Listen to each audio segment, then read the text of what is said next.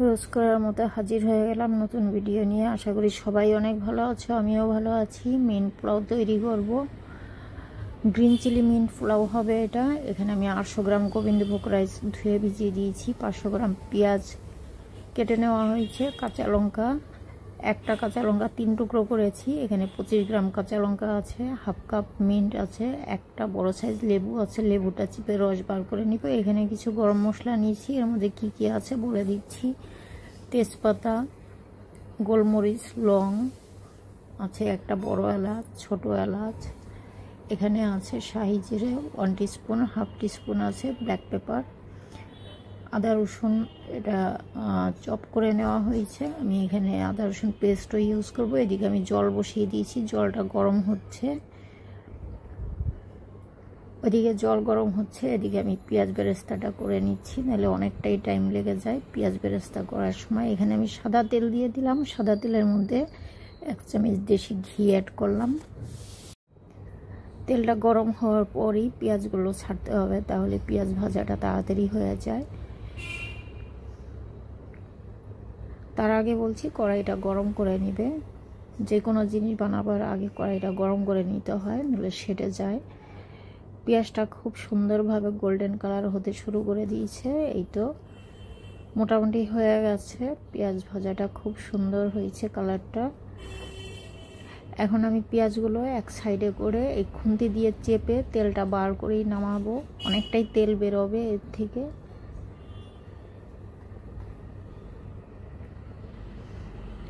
তো আমি একবার দেখিয়ে দিচ্ছি পেঁয়াজের কালারটা কিরকম এসেছে। এই যে গোল্ডেন কালার, খুব সুন্দর হয়েছে, হয়ে গেছে। এই তেলের মধ্যেই আমি ভরে 1 চামচ দেশি ঘি আরও অ্যাড করে দিলাম। এটা দিয়েই আমি পোলাওটা তৈরি করে ফেলবো। শুরু দিয়ে আমি দিয়ে দিলাম এখানে দারচিনি, তেজপাতা 3টে তেজপাতা দিলাম চিড়ে, দিলাম ছোট এলাচ, লং, গোলমরিচ দিয়ে দিয়েছি। এই যে বড় এলাচটা মুখটা ফাটিয়ে দিতে হবে, তাহলে এটার ভেতরে সেন্টটা ভালো পাওয়া যাবে। লো হিটে এটা ভালো করে তেল ঘিয়ের মধ্যে ভেজে নিতে হবে। শাহি জিরাটা দিয়ে দিলাম, শুরুতেই দেইনি পুড়ে যাবে বলে। তো গ্যাসের ফ্লেম লো করেই এই মশলাটা ফ্রাই করে নিয়েছি। ভালো সেন্ট বেরিয়ে এসেছে। এই পর্যায়ে আমি দিয়ে দিলাম আদা রসুন, কুচনো আদা রসুন। আমি এখানে আদা রসুন পেস্ট ইউজ করব। এটা আমি পরে দেব, এখন দেব না, দিলে কড়াতে সেটে যাবে। কুচনো পেঁয়াজগুলো অ্যাড করে দিলাম। এখানে মিডিয়াম সাইজ 2টো পেঁয়াজ আছে। পেঁয়াজের পরিমাণটা নিজের মতো করে নিতে পারবে, কম বেশি আমি আমার হিসাব মতো অ্যাড করেছি। এখানে খুব বেশি যে কোনো জিনিসে দিলে সেটা ভালো লাগে না, যে কোনো জিনিসের একটা লিমিট আছে। তো এখানে আমি কাঁচা লঙ্কা অ্যাড করে দিলাম, এটার একটা ভালো সুগন্ধ দেবে আর টেস্ট আসবে। নুন অ্যাড করে দিলাম নিজের হিসাব মতো, নুনটা দিয়ে নেবে।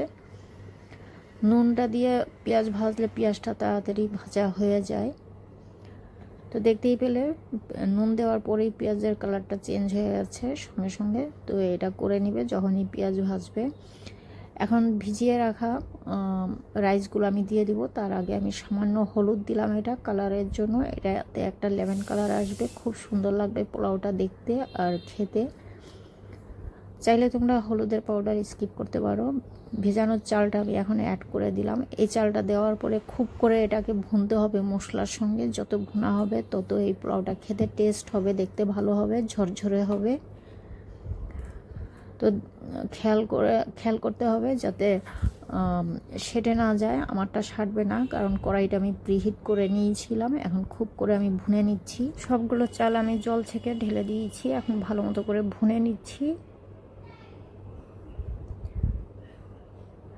রাইস আমার ভুনা হয়ে গেছে, এখন আমি জল অ্যাড করব এতে।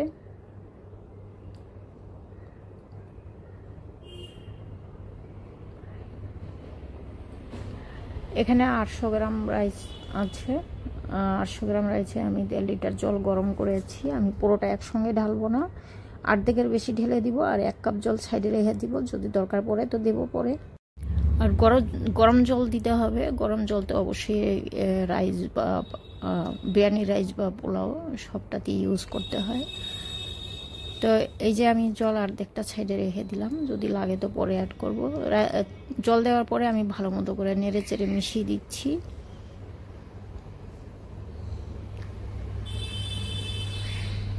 কালারটা ভালো আসবে, এটা জল শুকালেই বোঝা যাবে, খুব সুন্দর আসে, হালকা ইয়েলো কালার।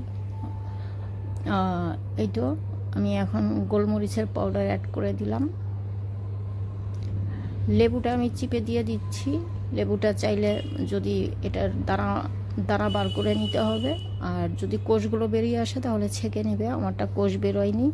এখানে আমি 2 চামচ চিনি অ্যাড করে দিলাম।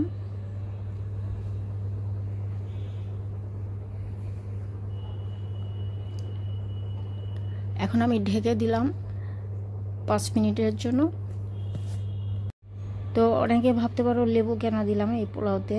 হ্যাঁ, লেবু দেওয়ার কারণ এটা পোলাওটা ঝরঝরে হবে, দেখতে আরও ভালো হবে। যেমন আমরা লেমন রাইস আমি অনেকবার দেখিয়েছি, যারা দেখোনি দেখে নিতে পারো আমার চ্যানেলে গিয়ে। লেবুটা দিলে ঝরঝরে হয়, দেখতে ভালো হয়, খুব সুন্দর আসে কালারটা। এই পর্যায়ে আমি মিন্ট দিয়ে দিলাম, মিন্ট লিভস। এখানে আমি শুরুতে দেইনি কারণ এটার ভালো একটা ফ্লেভার, শুরুতে দিলে অত ভালো পাওয়া যাবে না, ওই জন্য জলটা কিছুটা টেনে যাওয়ার পরেই আমি মিন্ট লিভসগুলো দিয়ে দিলাম। দেওয়ার পরে খুন্তি দিয়ে ভালো মতো করে নেড়ে চেড়ে সমান করে আমি এখানে আরও 3 থেকে 4 মিনিটের মতো জল শুকিয়ে নিব। নামিয়ে আমি এখানে নিচে তাওয়া দিয়ে দিব। তাওয়া না দিলে নিচে সেটে যাবে, জলটা তাড়াতাড়ি শুকিয়ে যাবে আর রাইসটা কাঁচা থেকে যাবে, সেটা হবে না তাওয়া দিলে। যারা নতুন পোলাও বা বিরিয়ানি বানাবে তারা অবশ্যই এই প্রসেসগুলো ফলো করবে, নইলে কিন্তু তোমাদের পোলাও আর বিরিয়ানি কোনোটাই ঠিক হবে না। তো এখন আমি উল্টো করে দিব, দেখতে হবে নিচে ধরেছে কিনা। তো আমারটা ধরবে না, আমি টাইম দেখেই আমি এটা ঢাকনা খুলেছি, টাইম দেখে আমি ঢাকনা বন্ধ করেছি। এই প্রসেসগুলো তোমরা যারা নতুন রাঁধুনি আছো তারা অবশ্যই ফলো করবে, তাহলে তোমাদেরটাও ভালো হবে, আমার থেকে ভালো হবে যদি তোমরা ফলো করো। তো আমি উল্টো করে দিয়েছি।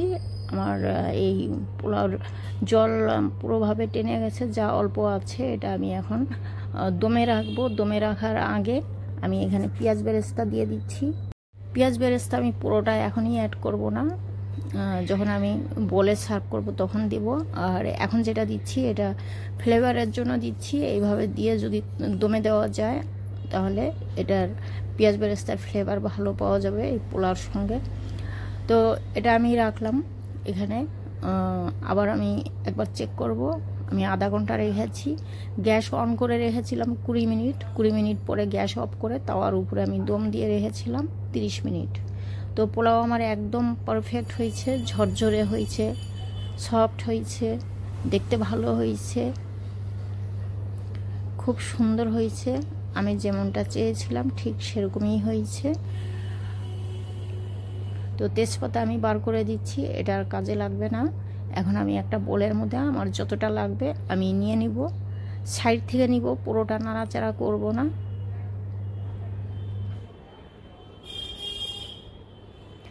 সাইড থেকে নিলে যেটা আমার এখন লাগবে সেটা আমি এখান থেকে নিয়ে নিব বার করে, আর যেটা থাকবে সেটা আমি এখনই ভাঙবো না, সাইডে থাকবে। ওটা আরও ভালো ঢেকে দিলে আরও ভালো হবে যদি রাত্রের জন্য রাখা হয়। তো দেখতেই পাচ্ছ কত সুন্দর হয়েছে, ঝরঝরে।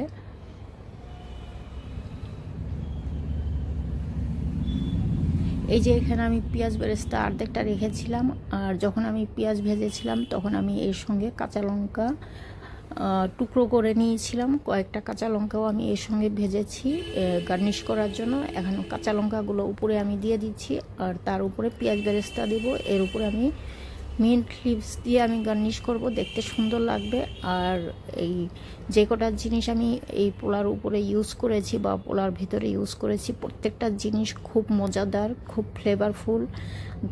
আর তোমরা যারা মিন্ট পোলাও বানাও না তারা বানাও আর খাও, নিজের পরিবারকে খুব খুশি রাখো, নিজে এনজয় করো সবাইকে নিয়ে। আর এটা ছোট বড় সবাই খেতে পারবে, এমন না যে এটা ইয়াংরাই খাবে বা ছোটরাই খাবে, না, এটা সবাই খেতে পারবে, সবার জন্য। আমি সব রকমের মশলা খুব কম দিয়েছি এতে, যাতে সবাই খেতে পারে।